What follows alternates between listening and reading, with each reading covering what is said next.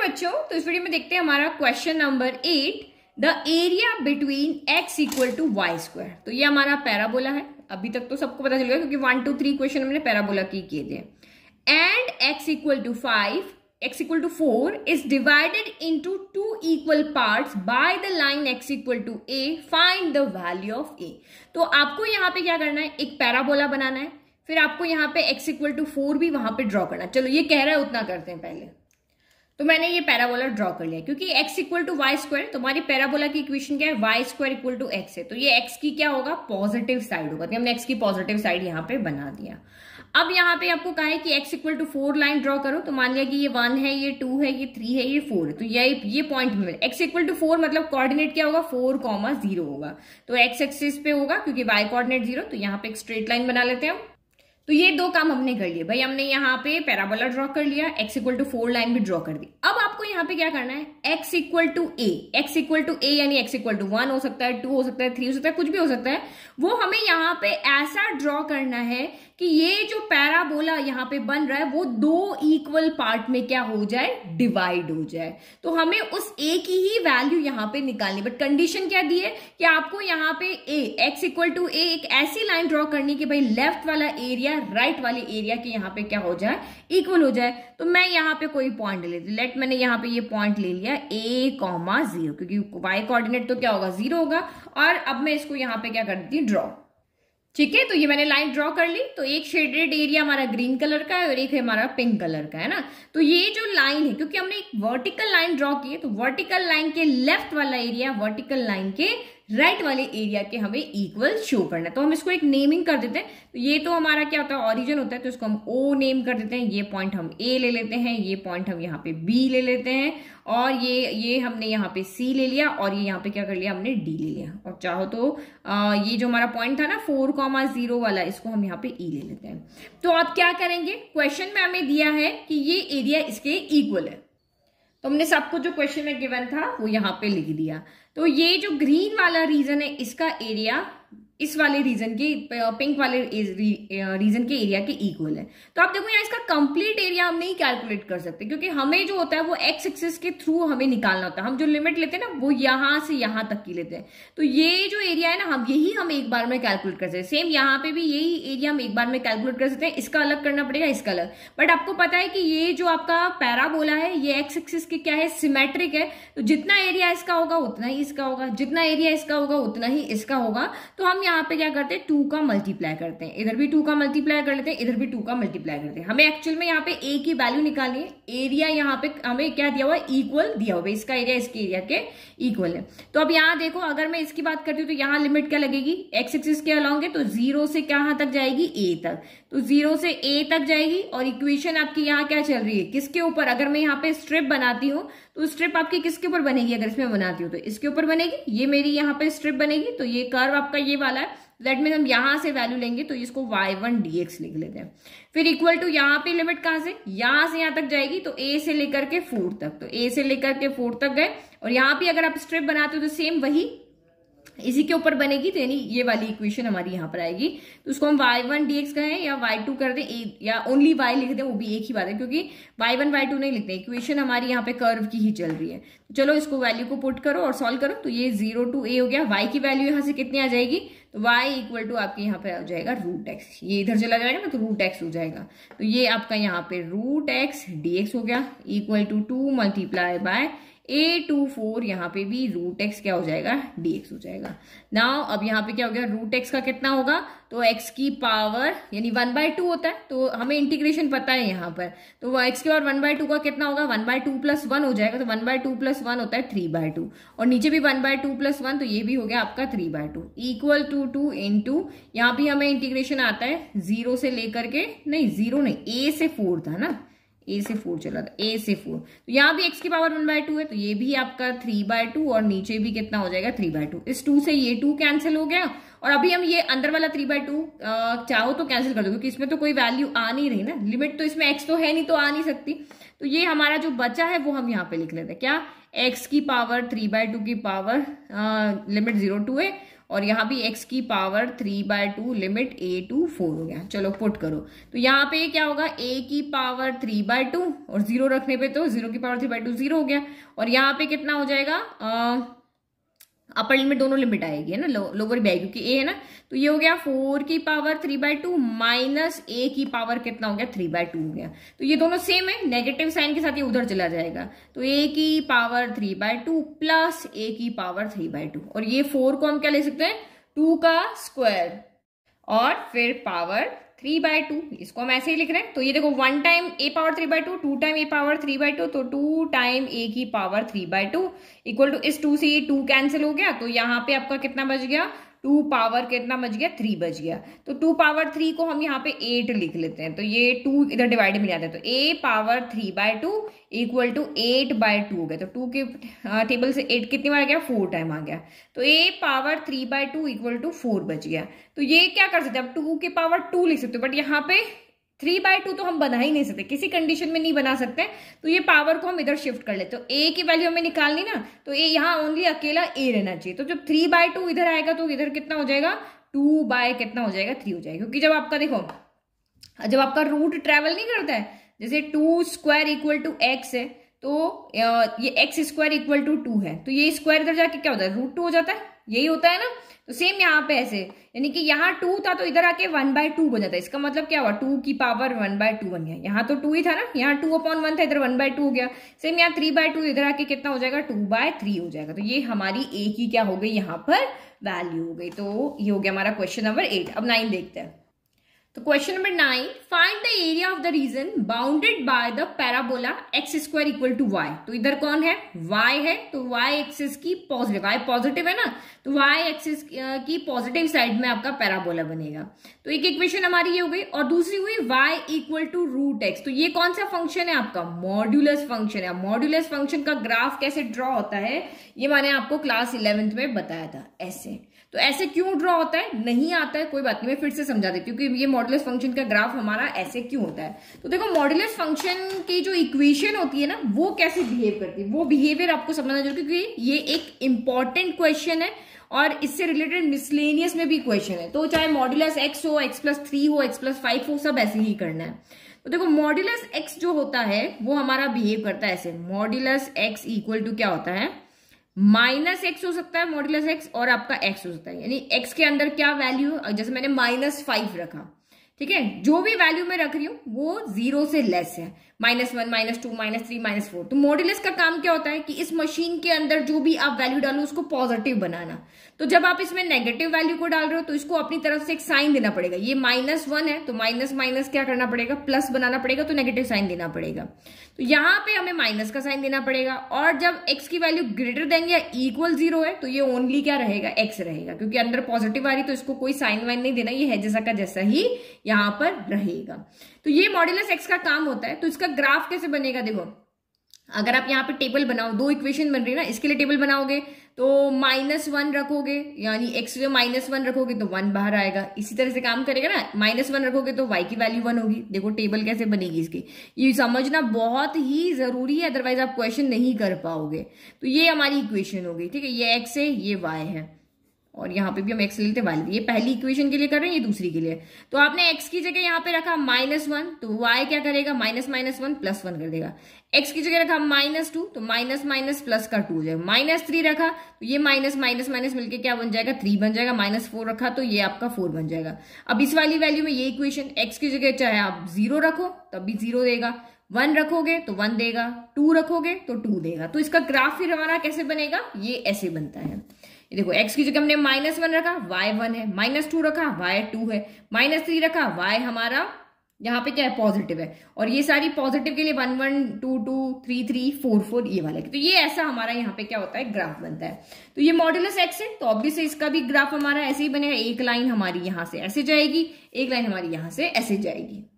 तो हमने एक ग्राफ यहाँ पे ड्रॉ कर दिया, मतलब मॉड्यूलस x की दोनों लाइन ड्रॉ कर ली। तो अब आपका यहाँ पे a को किसका हमें एरिया निकालना है, तो पैराबोला और इस मॉड्यूलस फंक्शन ने कौन कौन सा रीजन कवर कर रखा है, तो ये मॉड्यूलस फंक्शन हो गया, ये मॉड्यूलस है और ये आपका पैराबोला है, तो ओनली ये रीजन इसने क्या कर रखा है, कवर कर रखा है। सेम यहाँ पे भी इसने ये वाला रीजन यहाँ पे क्या कर रखा है, कवर कर रहा है। तो हमें सिर्फ इसका एरिया निकालना है, और ये जो आपका पैराबोला है ये एक्स एक्सिस के भी सिमेट्रिक है, वाई एक्सिस के भी सिमेट्रिक है, तो एक का एरिया निकाल लो, 2 से मल्टीप्लाई करो, दोनों का एरिया यहां पर आ जाएगा। तो अब हम ओनली इसका एरिया कैसे निकालें, क्योंकि ना तो ये एक्स एक्सिस के ऊपर बन रही है, ना ये वाई एक्सिस को टच कर रही। जो आपका एरिया निकालना है हमें, अभी तक हमने जहां पर भी निकाला था वो क्या कर रहा था, किसी ना किसी एक्सिस को यहाँ पे क्या कर रहा था, टच कर रहा था। चाहे यहां देख लो, चाहे आपका इधर देख लो, कहीं भी देख लो, एक्सिस को टच कर रहा था। बट ये जो हमारा शेप है ये एक्स एक्सिस को और वाई एक्सिस को किसी को भी टच नहीं कर रहा है। तो मैं इसको क्या करती हूँ, एक्स एक्सिस के ऊपर इसके अकॉर्डिंग इसका एरिया निकालती हूँ, क्योंकि अगर हम लिमिट लेते तो कहाँ लेते हैं, ये स्टार्टिंग पॉइंट और एंडिंग पॉइंट, वहां से वहां तक हम लिमिट लेते हैं। तो देखो इसका एरिया हम कैसे निकालेंगे, क्योंकि ये किसी भी एक्सिस को टच नहीं कर रहा है, तो हम यहाँ पे इसका एरिया इस तरह से निकालते हैं। ये जो बी पॉइंट है, आप चाहो तो वाई पे भी ले सकते हो, मैं एक्स एक्सिस पे ले रही हूँ। तो इस बी पॉइंट को हम यहाँ पे क्या करते हैं, एक्सिस से टच करते हैं। फिर हम यहाँ पे ये ए बी हो गया हमारा, सी पॉइंट हम लेते हैं। सबसे पहले हम इसके कोऑर्डिनेट निकालेंगे, क्योंकि लिमिट कहाँ से स्टार्ट हो रही है, कहाँ पे खत्म हो रही है, वो पॉइंट हमें यहाँ पर चाहिए। तो ये कोऑर्डिनेट हमारा कैसे आएगा, जब हमें ये पॉइंट पता होगा यहाँ पर, तो ये पॉइंट पता होगा, तो जो पॉइंट एक्स का कोऑर्डिनेट ये है वो का वो एक्स का कोऑर्डिनेट ये आ जाएगा। तो ये पॉइंट कैसे आएगा पहले, तो क्योंकि एक जो आपका पैराबोला है और ये जो आपका मॉड्यूलस इक्वेशन है, ये दोनों यहाँ पे क्या कर रहे हैं, एक दूसरे को इंटरसेक्ट कर रहे हैं। हम फर्स्ट क्वाड्रेंट को ले रहे हैं, हम इस क्वाड्रेंट की भी बात नहीं कर रहे हैं। यहाँ y इक्वल टू एक्स है, तो ये जहां पे दोनों इंटरसेक्ट कर रहे हैं, तो ये लाइन, ये आपका ये ग्राफ दोनों इंटरसेक्ट करे, तो हमें इन दोनों इक्वेशन को सॉल्व करके और क्या मिल जाएगा, इस इक्वेशन और इस इक्वेशन को सॉल्व करके हमें इसके कोऑर्डिनेट मिल जाएंगे। तो पहले हम इसके कोऑर्डिनेट्स निकालते हैं। तो मैंने यहाँ पे लिख दिया कि we have to find point B, and point B is intersection of this line and this curve. तो सॉल्व करो, y इक्वल टू एक्स है, हमें x वाला पॉइंट यहाँ पे चाहिए, तो हम y को हटा देते हैं, हम y की जगह पे यहाँ x रख लेते हैं। तो ये y की वैल्यू उठा करके हम यहाँ रख रहे हैं। तो ये नाउ ये क्या हो गया, एक्स स्क्वायर इक्वल टू कितना हो गया, x हो गया। तो ऐसे नहीं कि इधर से इधर आप काट दोगे, ऐसे नहीं सोल्व होता। क्वाड्रेटिक इक्वेशन एक पैटर्न होता है उसको सॉल्व करने का। x हम उधर लेके जाएंगे, तो X square minus X equal to आपका 0 हो गया। दोनों में से x कॉमन आ गया, तो x कॉमन आ गया, अंदर x माइनस 1 इक्वल टू 0 बच गया। तो एक इक्वेशन हमें मिली x इक्वल टू 0 और एक मिली हमें x माइनस 1 इक्वल टू 0। तो माइनस 1 इधर आके आपका कितना हो गया, प्लस 1 हो गया। तो अगर हम इस इक्वेशन को देखें, ये वाली इक्वेशन को, तो x इक्वल टू y है, तो यहां से हमें पॉइंट्स क्या हो जाएंगे, हमें 2 पॉइंट मिल रहे हैं, एक ये पॉइंट मिल रहा है और एक हमें ये पॉइंट मिल रहा है। क्योंकि ये दोनों कर्व और लाइन दो जगह इंटरसेक्ट कर रही है, तो 2 सोल्यूशन होंगे, एक ये और एक ये। तो आपके पॉइंट्स यहाँ पे क्या हो गए, पॉइंट्स हमारे यहाँ पे हो गए, एक तो 0 0 हो गया, क्योंकि x 0 रखोगे तो y भी 0 आएगा, और x 1 रखोगे तो y भी कितना आएगा, यहाँ पर 1 आएगा। तो b पॉइंट आपका यहाँ पर क्या हो गया, हैंस 0 0 तो हो नहीं सकता क्योंकि ये वाला है, तो b के कोऑर्डिनेट आपके कितने हो गए, 1, 1 हो गए। तो ये हो गए आपके 1, 1, तो ये पॉइंट हमें यहाँ पे क्या मिल गया, 1। तो अब हम यहाँ पे लिमिट लगा सकते हैं। तो आप यहाँ पे एरिया कैसे निकालोगे, कि आप यहाँ पे क्या करोगे, देखो ये लाइन ऊपर है, तो हम ये वाला काम क्लास 9th में भी कर चुके हैं। देखो कैसे, ये हमारा एक यहाँ पे क्या बन रहा है, ट्राइंगल बन रहा है, ठीक है। तो मैं क्या करूंगी, इस पूरे ट्राइंगल का एरिया निकालूंगी, है ना, एरिया ऑफ क्या निकालेंगे, ट्राइंगल निकालेंगे। फिर हमारा ये यहाँ पे क्या जा रहा है, पैराबोला की इक्वेशन जा रही है। तो पहले पूरे ट्राइंगल का एरिया निकालेंगे, फिर हम इसका एरिया निकालेंगे, ओनली किसका, इसका एरिया निकालेंगे, कर्व से नीचे वाले पोर्शन का, और उसमें उस कर्व के एरिया को हम इसमें से यहाँ पे क्या कर देंगे, या फिर एक क्वाड्रेंट की तरह देखो, जो भी इसको समझ लो। मैं इसको यहाँ पे क्या कर देती हूँ, आई नेम दे देती हूँ, तो एरिया ऑफ आई। तो ट्राइंगल के एरिया में से हम इस शेडेड एरिया को क्या करेंगे, सबट्रैक्ट करेंगे, तो ये एरिया हमें यहाँ पे मिल जाएगा। हमने ये क्वेश्चन 9th क्लास में किए हुए, बट यहाँ पे हमें क्या करना है, इंटीग्रेशन की फॉर्म में करना है।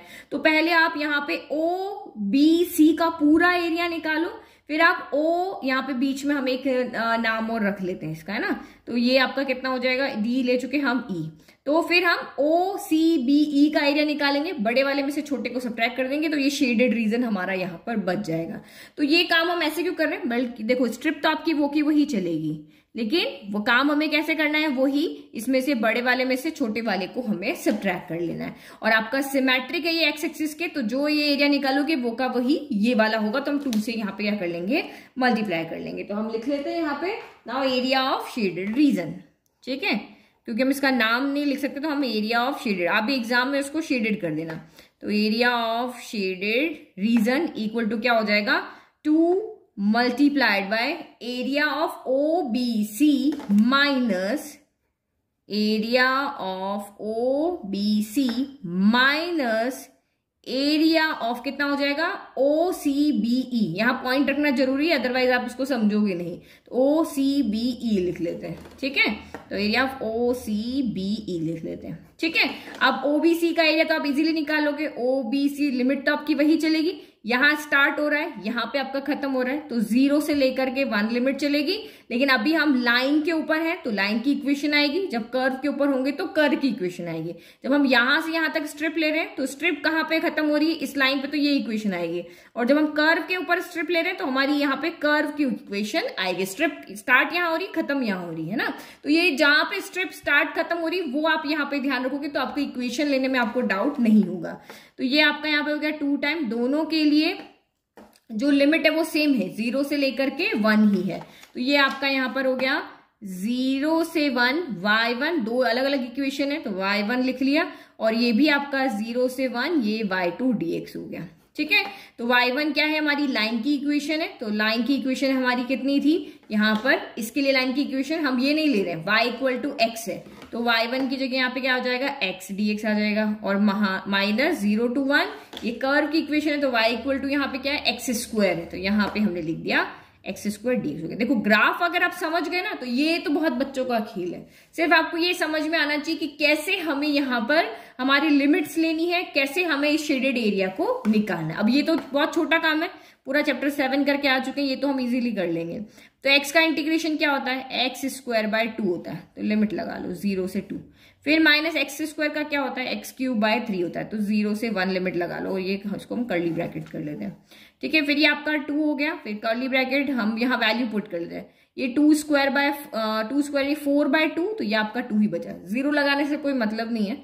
फिर माइनस यहाँ पे 1, 2 क्यों कर दिया, ये 1 आएगा ना ऐसे यहाँ पे, है ना, तो ये आपका 1 बाय 2 आएगा, और माइनस यहाँ पे भी आपका कितना आएगा, तो x क्यूब बाय 3, तो ये आपका यहाँ पर कितना हो जाएगा 1 बाय 3 हो जाएगा, तो यहाँ पे हम यही ब्रैकेट रख लेते हैं, ठीक है। फिर ये 2 हो गया, एलसीएम ले लो, 3 2 6 हो गया, 2 के टेबल में 6 आता है 3 टाइम, 3 के टेबल में 6 आता है 2 टाइम, 3 माइनस 2 हो गया, तो 2 इंटू 3 माइनस 2 1 बाय 6 हो गया, 2 के टेबल में 3 कैंसिल हो गया 3 टाइम, तो ये आपका यहाँ से कितना बच गया 1 बाय 3 स्क्वायर यूनिट।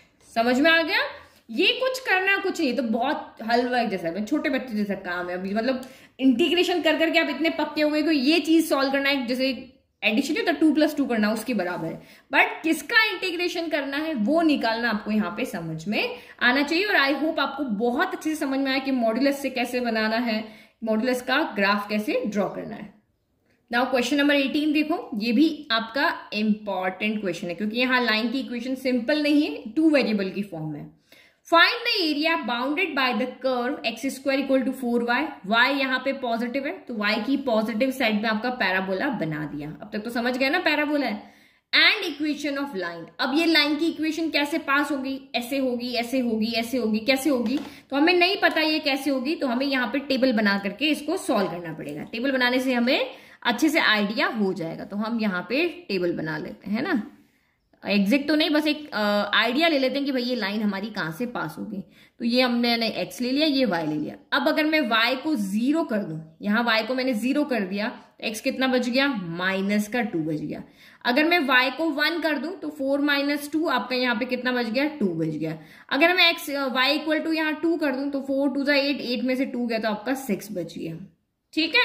तो ये आइडिया ले लिया। अगर आप चाहो तो -1 रख लो, y की जगह आप यहाँ -1 रखोगे तो ये कितना हो गया -4 -2 -6 हो गया। थोड़े से पॉइंट हमने यहाँ पे रख लिए, तो 3 पॉइंट देख लेते हैं। ये आपका यहाँ पर y की जगह x की जगह वैल्यू देखो, ये 0 है आपका, हम यहाँ ले लेते हैं, ये 1 हो गया, ये 2 हो गया, 3 हो गया, 4 हो गया, 5 हो गया, 6 हो गया, और -2 तक जाना है ना, तो ये -1 हो गया, -2 -3 -4 -5 -6। चलो इसके अकॉर्डिंग हम पुट करते हैं।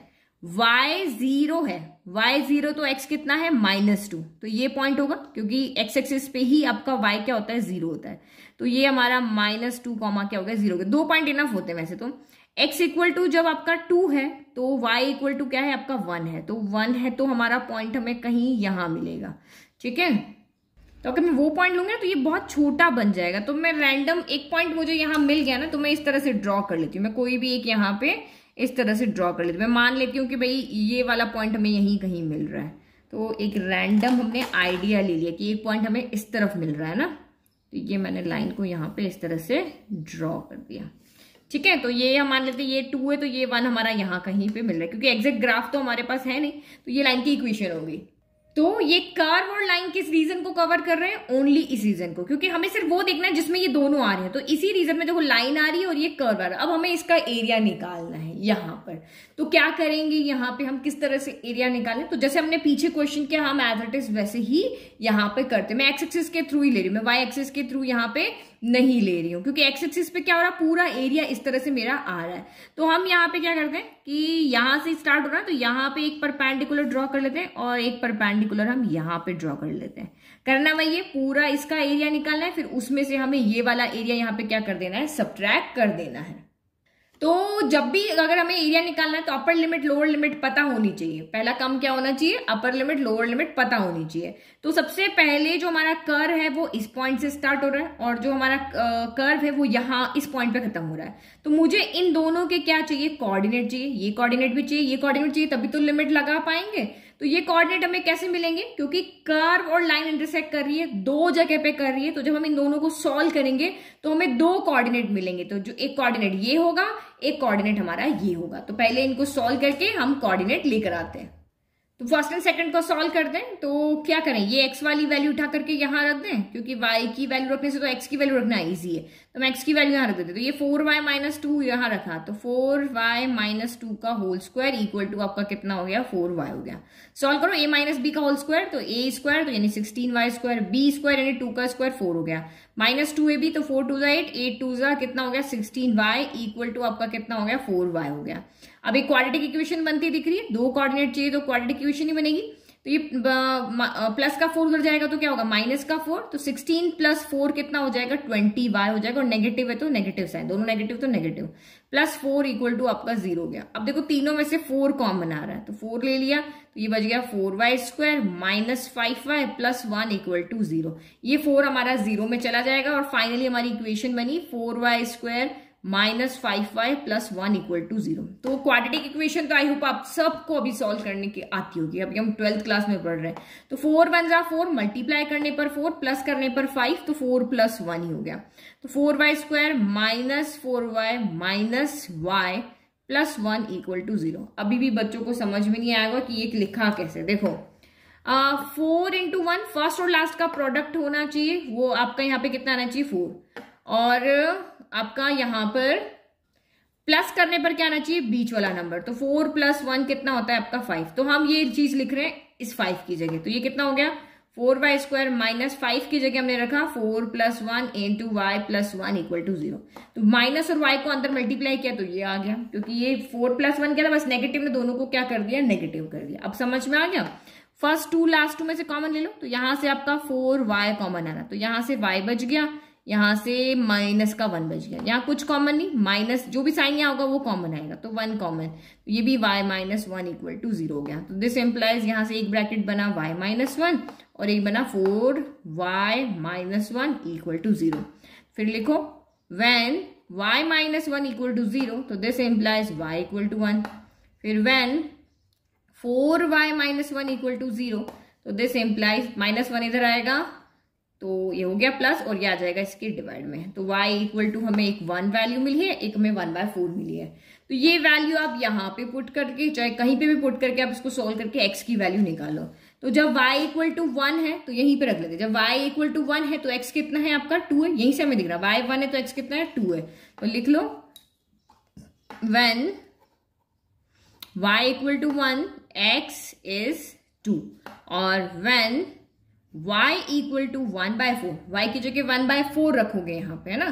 तो 4 से 4 कैंसिल होगा, 1 बचेगा, 1 - 2 कितना हो गया -1, तो x इक्वल टू कितना है x इज -1। तो कोऑर्डिनेट पॉइंट्स क्या हो गए आपके यहाँ पर, एक हमारा हो गया है x 2 है y 1 है, और एक हमारा कितना हो गया x -1 है, y 1/4 है। अब आपको डिसाइड करना है कि a पॉइंट कौन सा, b पॉइंट कौन सा। तो a पॉइंट आप यहाँ पे देख रहे हो x की नेगेटिव साइड में, ये नेगेटिव साइड है ना, -1 -2 -3, तो ये इसमें x नेगेटिव कहाँ है, यहाँ है ना। तो ये पॉइंट a जो है वो आपका कितना है, -1, 1/4 है।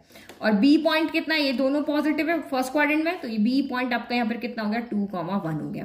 तो ये 2 है, तो c पॉइंट क्या हो जाएगा, 2,0 हो जाएगा। अब हमारे पास सारे कोऑर्डिनेट्स हैं, बट अब हमें यहाँ पे एरिया कैसे निकालना है, तो यही आपका एरिया इस तरह से देखो, यहाँ पे ट्राइंगल ब्रेक हो रहा, कंप्लीट ट्राइंगल नहीं है, इसमें कर्व नहीं है, यहाँ पे हो गया ना, तो ये के पॉइंट लिखे, तो वही आप लोगे, ये शेप इस तरह से लोगे, देखो ये लिया, समझ लो, दिमाग में ऐसे ही समझना। हम पहले क्या करेंगे, इस पूरे का एरिया निकालेंगे, अभी आपका ट्राइंगल नहीं है, ये एरिया है, ठीक है। फिर उसके बाद में हम यहाँ पे क्या करेंगे, ये पूरे का एरिया हम निकाल चुके हैं। अब हम यहाँ पे क्या करेंगे, हम सिर्फ एरिया किसका निकालेंगे, तो ये देखो इसका एरिया निकालेंगे, ये है हमारे पास, ये है, और आप यहाँ पे ये करके हमारा कर्व जा रहा है, इसका एरिया हम यहाँ पे निकालेंगे। पहले इसका निकालेंगे, फिर इसका एरिया निकालेंगे, और इसमें से इसको क्या कर देंगे, सबट्रैक्ट करेंगे, तो हमारा यहाँ पर रिजल्ट आ जाएगा। सोचना बहुत इजी हो गया। तो ये इंटीग्रेशन की हेल्प से हम किसी भी शेप का एरिया इजीली निकाल सकते हैं। तो इसका एरिया जब आप निकालोगे तो आपकी स्ट्रिप किस पे चलेगी, इसका एरिया निकालेंगे तो हमारी स्ट्रिप किस पे चलेगी, इस लाइन के ऊपर चलेगी, x = 4y - 2। तो यहां से हमें इक्वेशन मिलेगी, और जब हम यहां चलाएंगे हमारे स्ट्रिप को, तो किस पे चलेगी, वो हमारी कर्व पे चलेगी। तो कर्व पे चलेगी तो कर्व की इक्वेशन यहां पर हम लेंगे, और हमारा यहाँ पर काम हो जाएगा। अच्छा, हमने यहाँ d के कोऑर्डिनेट तो लिखे नहीं ना, इस पॉइंट के कोऑर्डिनेट भी चाहिए। ये -1 है, तो यहाँ x -1 हो जाएगा, और ये कितना हो जाएगा, यहाँ पे 0 होगा। तो फर्स्ट हम एरिया निकाल रहे हैं, ABCD, इस टोटल एरिया में से रिक्वायर्ड एरिया में एरिया चाहिए। तो area of ABCD minus area of, क्या करोगे, एक पॉइंट यहाँ पे ले लो, E है ना, इसको ले लो, तो उसको हम लिख लेंगे ADCBE लिख देंगे, ठीक है, नीचे वाला एरिया ADCBE लिख दिया। अब लगाओ लिमिट, तो ये आपका कहां से कहां तक जा रहा है, तो -1 बड़ा वाला दिख रहा है ना, ADCB दिख रहे हैं, तो -1 से कहां जा रहा है, 2 तक। ये पॉइंट क्या है, -1, ये पॉइंट क्या आपका 2, तो ये आपका यहाँ पर हो गया -1 से 2। यहाँ लाइन की इक्वेशन रखेंगे तो y1 dx लिख लिया। फिर माइनस अगेन आपका कर्व भी -1 से 2 तक ही जा रहा है, लेकिन यहाँ पे हम किसकी रखेंगे, कर्व की इक्वेशन। तो यहाँ y2, यहाँ लाइन की इक्वेशन, यहाँ कर्व की इक्वेशन, क्योंकि इसमें स्ट्रिप कहाँ चल रही है, लाइन पे, इसमें स्ट्रिप चल रही है कर्व पे। तो ये आपका हो गया -1 से 2। लाइन की इक्वेशन कितनी है, तो यहां से y की वैल्यू निकालो, तो ये -2 उधर जाएगा तो क्या हो जाएगा, +2 हो जाएगा, और ये 4 मल्टीप्लाई में तो क्या हो जाएगा, डिवाइड में। तो यहां से y की वैल्यू हमारी ये आ रही है, तो यहाँ क्या कर लेते हैं, 1/4 को हम बाहर कर देते हैं, x + 2 को अंदर, और ये dx हो गया। फिर माइनस यहाँ कर्व की इक्वेशन, तो -1 से 2, कर्व की इक्वेशन यहाँ से कितनी आ रही है, y की वैल्यू चाहिए मैं, x² कितनी आ रही है, 4 आ रही है, तो यहाँ भी 1/4 बाहर ले लेते हैं, यहाँ x² dx हो गया। करो सॉल्व, हो गया 1/4। हमें इसको इंटीग्रेट करना आता है, x का कितना हो गया, x²/2, और 2 का कितना हो जाएगा, 2x हो जाएगा, लिमिट लगा दी यहाँ पे। फिर माइनस का 1/4, x² का कितना होगा, तो x³ 3 हो जाएगा, और -1 से 2 हो गया। चलो अब 1/4 इसके पास भी है और इसके पास भी है, तो हम 1/4 यहाँ पे क्या कर लेते हैं, कॉमन ले लेते हैं। लिमिट पुट करो, 2 पुट करोगे, 2 का स्क्वायर यानी 4/2, तो ये आपका 2 ही रह गया। फिर यहाँ पुट करोगे 2 2 जा, ये आपका 4 हो गया। -1 पुट करो, पहले तो upper limit minus lower limit, minus put करोगे तो -1 का होल स्क्वायर 1 हो गया, तो ये 1/2 हो गया। यहाँ माइनस पुट करोगे तो ये कितना हो गया, माइनस का 2x होगा, लेकिन फॉर्मूला जो है माइनस लोअर लिमिट वाला, वो उसको यहाँ क्या कर देगा, पॉजिटिव कर देगा। फिर -1/4 तो हम बाहर ले चुके हैं, यहाँ पे आपका माइनस भी है। अच्छा, ये काम बिगाड़ेगा है ना, तो यहाँ माइनस लगा लेते, एक बार लिमिट पुट कर दे, छोटा ब्रैकेट लगा लेते हैं। 2 रखोगे तो 2 का क्यूब कितना हो गया, तो 8/3 हो गया। फिर प्लस -1 रखोगे तो -1 का क्यूब -1 होता है, तो ये माइनस का 1/3 हो गया। फिर आप यहाँ पे क्या करोगे, अब लिमिट आपकी लोअर लिमिट 1 का क्यूब, तो -1/3, तो ये आपका 1/3 हो गया, ठीक है।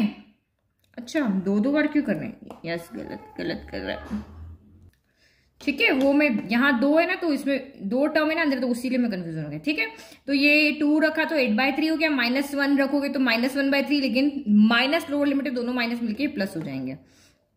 चलो अब कुछ कैंसिल हो रहा है, पहले सॉल्व कर दिए। 1/4 हो गया, 2 + 2 4, 4 + 4 8 हो गया, तो 8 - 1/2। फिर माइनस 8/3 और इनको भी ऐड कर दो, डिनोमिनेटर सेम है तो आपका 3 आ जाएगा। 8+1 यानी 9 कितना हो गया आपका 3 हो गया। 9/3 कितना हो गया 3 हो गया। तो 8 - 3 कितना हो गया यहाँ पर, तो ये हो गया 5। तो ये हो गया 5 माइनस का 1/2 हो गया। तो 5 - 1/2 तो एलसीएम लेना पड़ेगा। 1/4 आपने यहाँ पे 2 एलसीएम लेते, 5 2 10 -1, 5 2 10 हो गया, 10 - 1 कितना हो गया 9 हो गया।